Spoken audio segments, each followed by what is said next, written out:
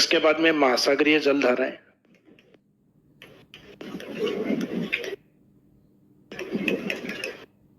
Oceanic currents,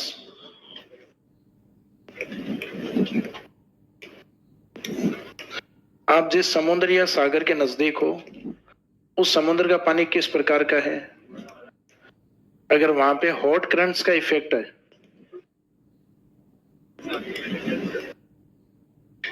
गर्म जलधाराएं अगर वहां पर हैं,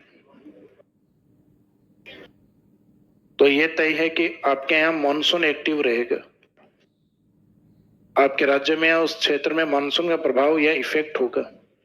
और आप जिस समुद्र के नजदीक हो अगर वहां पे कोल्ड करंट्स हैं, यानी ठंडी जलधाराएं हैं, ठंडी जलधाराएं जहां होती हैं वहां डेजर्ट का इफेक्ट अधिक होता है, वहां मरुस्थल का इफेक्ट अधिक होता है। तो अपने यहां मरुस्थल होने का कारण अलग है, क्योंकि भारत में मरुस्थल है वो एक आंशिक हिस्सा है, बाकी भारत का अधिकांश हिस्सा है वो किससे प्रभावित है, मानसून से। इस कारण इंडियन ज्योग्राफी के अंदर क्लाइमेट को अपन क्या मानते हैं, मानसूनी जलवायु। जबकि यहाँ डेजर्ट के जो कारण है वो अपने कुछ नेचुरली कारण है और कुछ आर्टिफिशियल रीजन भी है, कुछ कृत्रिम कारण भी है, जैसे कि पशुचारण अधिक होना पश्चिमी राजस्थान में, मुख्यतः वहां पे डिफोरेस्टेशन अधिक हुआ है, यानी जो प्लांट थे उनको भी नहीं छोड़ा हमने। क्योंकि राजस्थान का जो डेजर्ट एरिया है वहां भले ही एरिया 61% और जनसंख्या चाहे 40% हो, लेकिन जनसंख्या है अपने पश्चिमी राजस्थान की, वो पश्चिमी राजस्थान वाली अधिकांशतः किस प्रकार की है, अर्बन पॉपुलेशन अधिक है या रूरल पॉपुलेशन अधिक है। ग्रामीण जनसंख्या अधिक है पश्चिमी राजस्थान, और ग्रामीण जनसंख्या का जो मुख्यतः ईंधन का जो प्रमुख साधन होता है, फ्यूल का जो मुख्य साधन होता है वो क्या होता है, वो लकड़ियां होती हैं। तो इसका मीनिंग वहां डिफोरेस्टेशन अधिक हुआ है पश्चिमी राजस्थान, तो वहां पे भी डेजर्ट कंडीशन अधिक ग्रो करती है जहां पे डिफोरेस्टेशन अधिक होता है। और बाकी उनके एक वर्षा कम होने के कारण इन लोगों ने धीरे धीरे अपना बेस किसको अपनाया, पशुपालन या पशु संपदा। तो पशु संपदा खुद भी मुख्यतः जो ग्रेजिंग लैंड या चारागाह भूमियां होती हैं वहां चराई करवाई जाती है, तो धीरे धीरे ग्रेजिंग लैंड समाप्त हो रही है वहां।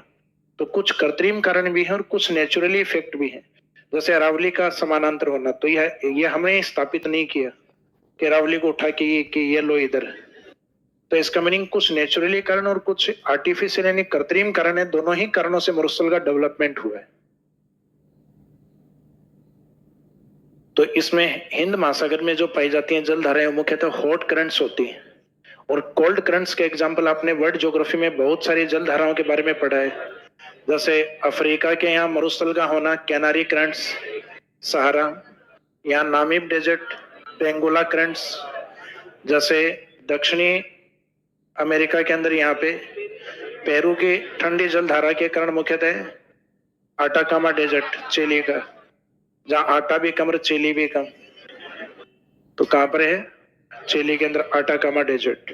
तो इन डेजर्ट का जो बनने का कारण है ये आपको वर्ल्ड ज्योग्राफी में करवाया गया है कि जहां पे कोल्ड ओशियनिक करंट्स होते हैं, ठंडी जलधाराएं जहां होती हैं वहां पे डेजर्ट डेवलप होते हैं।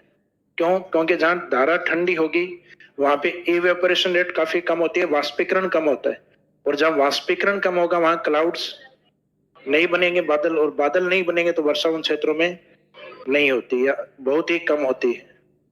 जबकि अपना जो डेजर्ट वाला है वो मॉनसून को एक्टिव करने के अंदर अपना जो डेजर्ट है उसका योगदान भी है, कि अपना राजस्थान का जो डेजर्ट है वो अत्यधिक गर्म होने के कारण ये हीटिंग पॉइंट का काम करता है, और टेम्परेचर हाई तो एयर प्रेशर क्या होता है, लो, जो कि मॉनसून को एक्टिव करने में योगदान देता है। तो इसका मीनिंग सागरीय, ये सिंपल कॉन्सेप्ट लिखे हैं कि महासागरीय जलधाराएं क्या मानसून को प्रभावित करती हैं क्या, बिल्कुल करती है महासागरीय जलधाराएं। तो ये 6-7 पॉइंट है, इनको अपने को देखना है। तो ये ज्यादातर जो गलत लिखते हैं वो देशांतर वाला लिखते हैं कि देशांतर प्रभावित करते हैं, जबकि देशांतर प्रभावित नहीं करते। उसमें पहले देखेंगे अपन सामान्य वर्गीकरण, उसके बाद में व्यक्तिगत वर्गीकरण। व्यक्तिगत वर्गीकरण मुख्यतः जो प्रीलिम्स एग्जाम है उसमें कोपेन या फिर थोड़ी बहुत पॉसिबिलिटी बनती है थॉर्नथवेट की, ट्रिवार्था से क्वेश्चन नहीं आते, क्योंकि ट्रिवार्था एज इट इज कोपेन की कॉपी है। तो इसमें मेनली एक तो कोपेन को कवर करना है अपने को और एक थॉर्नथवेट को।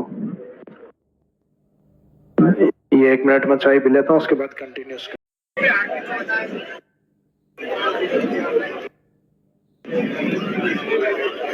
ये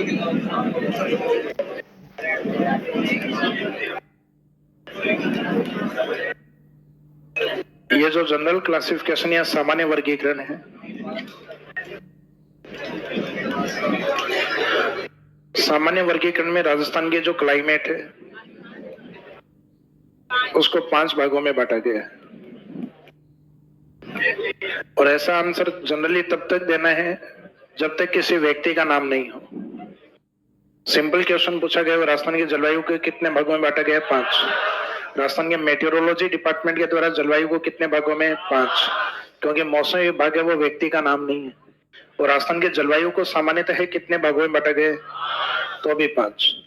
और जैसे ही किसी इंडिविजुअली या व्यक्ति का नाम लिख दिया जाए, अब वो चाहे व्यक्ति कोपेन हो, चाहे ट्रिवार्था हो, चाहे थॉर्नथवेट हो, तीनों में से कोई व्यक्ति हो, तीनों में आंसर टाइप्स में जो जलवायु के प्रकार है उसमें सेम आंसर रहेगा 4।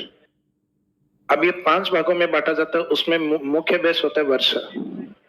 लेकिन जो वर्षा है वो मुख्यतः किस पे डिपेंड करती है? तापमान। क्योंकि अगर हमारे यहाँ समर सीजन का इफेक्ट नहीं हो, गर्मियां नहीं हो, तो उसके आगे वाला सीजन हमारे रेनी सीजन भी नहीं होगा। क्योंकि हमारे यहाँ समर सीजन आता है, टेम्परेचर बढ़ता है, तभी अपने यहाँ धीरे धीरे ह्यूमिडिटी बढ़ती है और एयर प्रेशर क्या होता है अपने यहाँ? लो, जो कि मानसून के लिए जरूरी है। तो मुख्यतः जलवायु के जो 5 प्रकार हैं, 5 टाइप्स हैं, वो 2 चीजों पे डिपेंड करते हैं, एक तो वर्षा पर और एक तापमान। तो आज के लिए एक क्वेश्चन में देने लग गए कि वर्षा और तापमान के आधार पर राजस्थान की जलवायु को, तो आपको लगता है कि शायद ये कोई अलग वर्गीकरण होगा। तो सामान्य वर्गीकरण है, क्योंकि व्यक्ति का नाम नहीं लिखा हुआ। तो सामान्यतः वर्षा और तापमान के आधार पर राजस्थान की जलवायु को सामान्यतः कितने भागों में बांटा गया है? 5।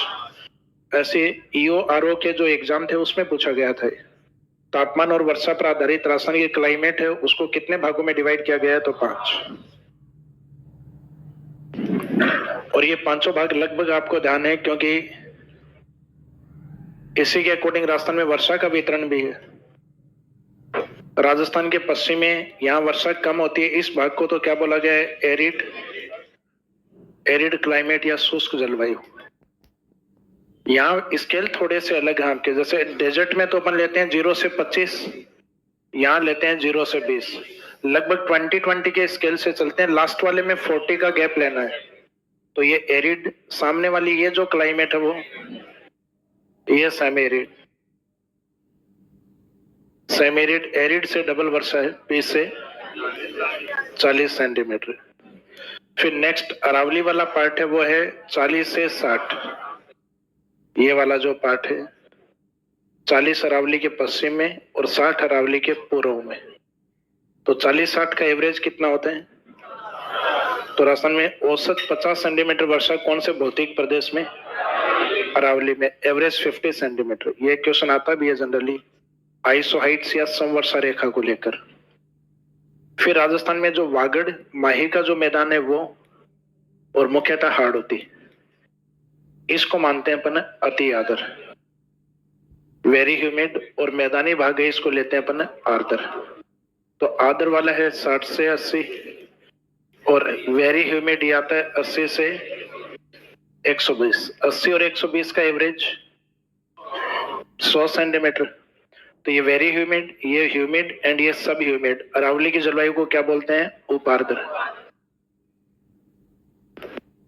तो इस साइड में तो जो शब्द हैं वो सारी वर्षा की बढ़ती हुई मात्रा वाले हैं, लगभग आर्द्र से जुड़े हुए। आर्द्र आर्द्र आर्द्र, आर्द्र में कम हो तो उपार्द्र, सब ह्यूमिड। एवरेज हो तो ह्यूमिड या आर्द्र, एवरेज से ऊपर हो तो वेरी ह्यूमिड। तो उपार्द्र, आर्द्र, अति आर्द्र। और डेजर्ट में एरिड और सेमी एरिड। तो डेजर्ट में 2 क्लाइमेट है, बाकी सब भौतिक प्रदेशों में अपने यूनिक क्लाइमेट है। तो इसका मीनिंग 4 भौतिक प्रदेशों में राजस्थान में कितनी क्लाइमेट? 5 है, जिसमें डेजर्ट में 2 रहेंगे, एरिड और सेमी एरिड। और यहाँ ये याद रखना है कि राजस्थान में जो माही का मैदान है वो आर्द्र में नहीं आकर वो अति आर्द्र में आता है, वागड़ और हाड़ौती वाला पार्ट है। अब आजकल यहाँ से कुछ क्वेश्चन है आपको अप्लाइड दिए जाते हैं, जिलों के नाम दिए जाते हैं। एक तो इनमें से कोई जिला लिखते हैं झालावाड़, कोटा या बांसवाड़ा, डूंगरपुर, प्रतापगढ़। एक डिस्ट्रिक्ट इनमें से कोई ना कोई लिखते हैं बूंदी या दौसा या जयपुर या अलवर। एक डिस्ट्रिक्ट लिखते हैं अरावली वाले में से अजमेर या जयपुर। और एक लिखते हैं इनमें से। इस वाले में से लिखते ही पता लग जाएगा आपको। जैसलमेर, बाड़मेर, जैसलमेर, बीकानेर, बाड़मेर या जोधपुर, ये तो है राजस्थान में एरिड वाले पोर्शन में। और इधर वाला जो पार्ट आता है ये सेमी एरिड, जैसे लूणी बेसिन, नागौर, शेखावाटी या घग्गर, गंगानगर, हनुमानगढ़। तो आजकल डिस्ट्रिक्ट इस तरीके से दिए जाते हैं कि डिसेंडिंग ऑर्डर में या तो वर्षा इधर से इधर पूछते हैं या फिर इधर से इस साइड में। जैसे डिस्ट्रिक्ट दिया गया धौलपुर, पूर्व में आदर में। फिर दूसरा डिस्ट्रिक्ट दिया गया अजमेर, उपाधर अरावली में आता है अजमेर। फिर दिया गया नागौर, सेमी एरिड। और फिर दिया गया बीकानेर, एरिड। 25 सेंटीमीटर से भी कम वर्षा राठी रीजन में आता है बीकानेर। तो क्वेश्चन इस प्रकार के दिए जाते हैं, थोड़े से अप्लाइड। अगर आपको ये वर्गीकरण अगर याद होता है, लगभग लोकेशन आपको याद है, तो आप निकाल लोगे कि डिसेंडिंग ऑर्डर में कौन सा है। या कई बार दिया जाता है असेंडिंग ऑर्डर, और असेंडिंग ऑर्डर में इनमें से एक भी आंसर में ऑप्शन में नहीं है। ऑप्शन में दिया गया एक तो हनुमानगढ़, जो कि राजस्थान में लगभग एरिड के नजदीकी। एक ऑप्शन दिया गया अजमेर, एक ऑप्शन दिया गया बूंदी, और एक ऑप्शन दिया गया प्रतापगढ़। तो ये लगभग असेंडिंग ऑर्डर में बढ़ती हुई वर्षा की मात्रा पे कि हनुमानगढ़ से अधिक वर्षा अजमेर में, अजमेर से अधिक वर्षा बूंदी में, और बूंदी से अधिक वर्षा प्रतापगढ़। तो ये एग्जाम में बैठने के बाद और मैप में डिनोट कर लिया करो लोकेशन, कि कौन सी लोकेशन कहाँ पर है। और यहां से अगर कोई डायरेक्शन नीचे की ओर आ रही है तो इसका मीनिंग समझ जाना कि असेंडिंग ऑर्डर है, रेनफॉल, बढ़ती हुई वर्षा। पश्चिम से पूर्व की ओर आ रहे हो तो इसका मीनिंग बढ़ती हुई वर्षा। पूर्व से पश्चिम में जा रहे हो, घटती हुई वर्षा, डिसेंडिंग रेनफॉल। और सदन से नदन की ओर जा रहे हो, घटती हुई वर्षा। ये अप्लाइड क्वेश्चन आते हैं आजकल। तो ये तो हो गया क्लाइमेट का जो जनरल टाइप्स था, आपका सामान्य प्रकार।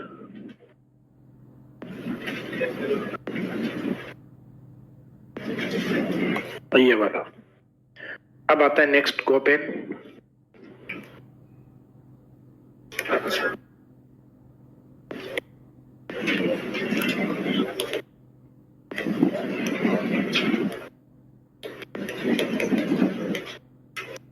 कोपेन ने अपने क्लाइमेट क्लासिफिकेशन में अपने सब्जेक्ट को ही बेस माना। इनका अध्ययन था अपने लगभग पूरे जीवन में, इन्होंने वेजिटेशन का अध्ययन ही किया था, वनस्पति का। और उसी वेजिटेशन को बेस माना। और वेजिटेशन किस पर आधारित होती है? वनस्पति। वनस्पति वर्षा और तापमान पर। किसी भी एरिया में कोई वनस्पति अगर है तो वो मुख्यतः वहां की वर्षा और टेम्परेचर से प्रभावित होती है। तो इन्होंने मुख्यतः तीनों को ही, तीनों फैक्टर हैं उन्हीं को ही लिया, लेकिन उसमें भी सबसे मेन बेस क्या था? तो इसका मीनिंग वेजिटेशन बाकी किसी अन्य व्यक्ति में नहीं आएगा। तो मुख्यतः व्यक्तिगत वर्गीकरण में वेजिटेशन या वनस्पति किसके वर्गीकरण में मुख्य बेस माना गया है? कोपेन। कोपेन के गुरु थे कैंडोल, जिन्होंने अपना वर्गीकरण, वनस्पति का वर्गीकरण दिया हुआ था ए, बी, सी, डी और ई। और उनके वनस्पति के वर्गीकरण को कोपेन ने किस में कन्वर्ट कर दिया? क्लाइमेट क्लासिफिकेशन में, यानी जलवायु वर्गीकरण में। उनके सभी ये जो लेटर्स थे, ये मुख्यतः कैंडोल का एक क्लासिफिकेशन आता है। अब कैंडोल का आपसे कोई लेना देना नहीं है। कैंडोल है, उन्हीं के शिष्य थे कोपेन। और उन्होंने इन शब्दों का मीनिंग अपने अकॉर्डिंग, कोपेन ने क्या बताया कि जो ए है इसका मीनिंग होता है ट्रॉपिकल। तो ये तो अपने को भी पता है कि भूमध्य रेखा वाली जलवायु कैसी होती है? ट्रॉपिकल क्लाइमेट, उष्ण जलवायु। सी वाली इन्होंने ट्रॉपिकल से कम तापमान वाली बताई, सब ट्रॉपिकल। ये उष्ण और ये उपोष्ण जलवायु। डी वाली को बताया हिमतुल्य स्नो टाइप क्लाइमेट। और ई वाली को बताया पोलर टाइप क्लाइमेट, ध्रुवीय तुल्य जलवायु।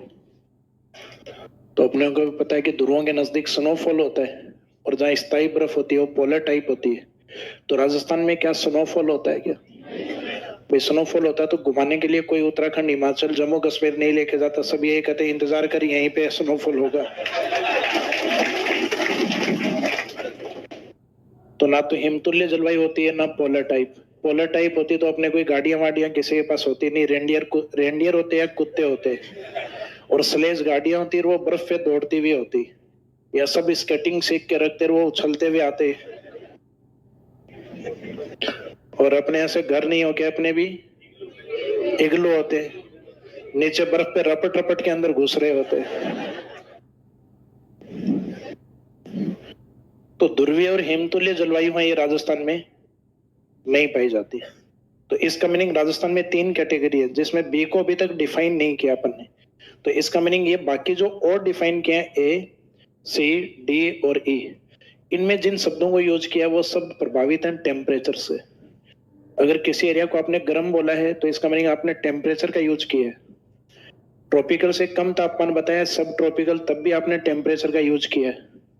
किसी एरिया में अगर आपने स्नोफॉल बताया तो स्नोफॉल या हिम उस एरिया में होती है जहां टेम्परेचर कम होता है, और जहां स्थायी बर्फ होती है वो होते हैं पोलर टाइप। तो इसका मीनिंग वो भी अपने आप में टेम्परेचर को डिफाइन करता है, ध्रुवीय क्षेत्र। एक बी ऐसा है जो रेनफॉल को डिफाइन करेगा। तो एक तो ये पांचों लेटर हैं, ये किससे प्रभावित थे? कैंडोल के क्लासिफिकेशन यानी वनस्पति वर्गीकरण से लिए हुए। इस कारण अपन कहते हैं कि वनस्पति पर आधारित। फिर इन्होंने कोपेन ने इन शब्दों में ज्यादातर जो शब्द बताए हैं वो किसके आधार पे? तापमान पे। और एक जो बी है वो किस पर? वर्षा पर। तो इसलिए कहा जाता है इनके वर्गीकरण में तीनों ही बेस रहे। अब जो बी है ये मुख्यतः रेनफॉल पर आधारित है। कोपेन ने अपने वर्गीकरण में विश्व में जहां जहां पे डेजर्ट थे उन डेजर्ट को किससे डिफाइन किया है? बी। और इन्होंने देखा कि डेजर्ट 2 कंडीशन में है। एक तो एक ऐसा एरिया जो पूरा सूखा है, इसको कहा जाता है होल ड्राई यानी पूर्णतः सूखा एरिया, BW। एक इन्होंने देखा कि पूरा सूखा नहीं हो के कई जगह BS सेमी एरिड, अर्ध शुष्क है। तो इसका मीनिंग होता है पूर्ण शुष्क एरिया, और इसका मीनिंग होता है अर्ध शुष्क सेमी एरिड या स्टेपी टाइप। तो यूरोप में जहां थोड़ी बहुत वर्षा होती है वो डेजर्ट कंडीशन में ही होते हैं, लेकिन उसको सेमी एरिड बोला जाता है। तो उन्होंने यूक्रेन के आसपास इस प्रकार के मैदान है, स्टेपी घास के मैदान, तो उसके लिए इन्होंने इस क्लाइमेट को स्टेपी टाइप या सेमी एरिड, इस एस से मीनिंग निकल रहा है, एस फॉर सेमी एरिड और एस फॉर स्टेपी टाइप। तो बी एस वाली जो अरावली के पश्चिम में और BW जो राजस्थान के पश्चिम में। भी राजस्थान का पश्चिम यानी जैसलमेर और अरावली का पश्चिम यानी सेमी एरिड यानी लूनी बेसिन, नागौरी उच्च भूमि, शेखावाटी, इनके आसपास क्लाइमेट कैसी है? BS। और राजस्थान के पश्चिम में जलवायु कैसी है? BW whole dry. तो यहाँ पे वर्षा तो आ गई लेकिन टेम्परेचर नहीं आया इसमें। तो इन्होंने डेजर्ट 2 प्रकार का बताया टेम्परेचर पे। एक तो बताया हॉट डेजर्ट और एक बताया cold desert. Cold German language में स्मॉल के से इंडिकेट होता है, सी से इंडिकेट नहीं होता। ये अपने को भी पता है, कोल्ड की स्पेलिंग ये होती है, लेकिन इन्होंने अपने जर्मन लैंग्वेज में स्मॉल के है वो कोल्ड डेजर्ट के लिए यूज किया और हॉट डेजर्ट के लिए क्या यूज किया? H। अब आपको क्या लगता है कि राजस्थान वाला जो डेजर्ट है वो हॉट डेजर्ट या कोल्ड डेजर्ट? हॉट डेजर्ट में काउंट होता है। तो उन्होंने यहाँ पे BW जिसमें ये किसको इंडिकेट कर रहा है? वर्षा को, एरिड और सेमी एरिड। इसमें टेम्परेचर के लिए दोनों में H यूज किया। तो अपने को यहां से इतना तो समझ में आ गया कि राजस्थान के क्लाइमेट में A, 2 B और 1 C कितने हो गए? भाई कैपिटल लेटर को देखते हुए तो यूं लगता है सही 3 ही है, लेकिन B 2 है, इसका टोटल कितने हो गए? 4। तो कई बार तो बिल्कुल सिंपल क्वेश्चन पूछते हैं A, B, C और D। ये वैसे टफ क्वेश्चन है कि निम्नलिखित में से कौन सा ऐसा है जो वर्षा पर आधारित है? कोपेन के वर्गीकरण में कौन सा लेटर ऐसा जो वर्षा पर आधारित है? तो इसमें बी वाला ये रेनफॉल पर आधारित और बाकी सबको किस पर आधारित है? टेम्परेचर पर आधारित। और इनमें से कौन सा जो क्लाइमेट जो लेटर है जो राजस्थान से रिलेवेंट नहीं है? डी नहीं है।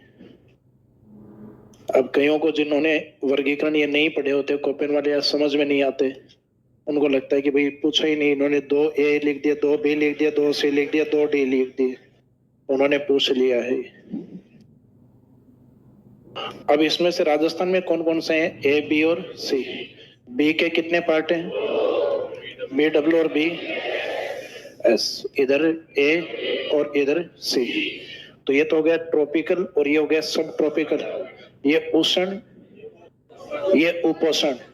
उष्ण ज्यादा गर्म और उपोष्ण उससे थोड़ा कम गर्म। इसमें गर्म वाला शब्द यूज नहीं हो रहा तो यूज करेंगे H। फिर बताएंगे इधर विंटर ड्राई है, इधर भी ऐसा ही है विंटर ड्राई, इधर भी विंटर ड्राई, इधर भी विंटर ड्राई, और equal to Gangetic plain, Ganga के मैदान जैसा। तो गंगा के मैदान जैसा क्या होगा? राजस्थान का डेजर्ट होगा, अरावली हो गया, राजस्थान का मैदान होगा।